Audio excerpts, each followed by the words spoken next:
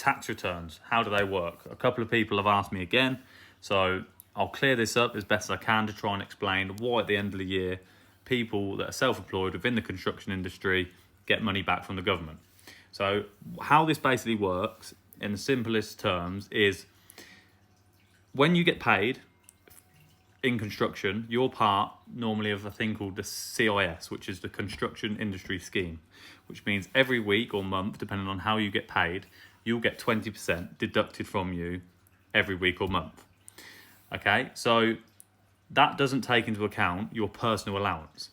So let's say throughout the year you've earned £30,000 and you've had 20% of that taken from whoever you're doing the work for. They pass that tax on to the government. That's how your tax gets paid. So you've basically paid £6,000 in tax that year, but your personal allowance hasn't been taken into account. So everybody in the country, whether you're self-employed or employed, is entitled to £12,500 of earnings tax-free. So instead of paying tax on that £30,000, you should have actually only paid tax on £30,000 minus the £12,500 personal allowance. So you've paid. That's where you paid too much tax. You paid tax on £30,000 when you should have paid tax on £17,500. Okay, so that difference is where you get the rebate for.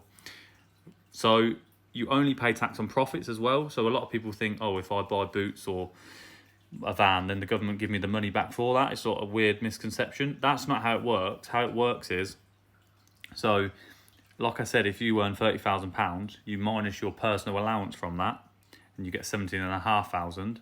You also minus your cost of your van, your cost of diesel, and then that number at the end, once you've made all of them deductions, you then calculate tax on that number.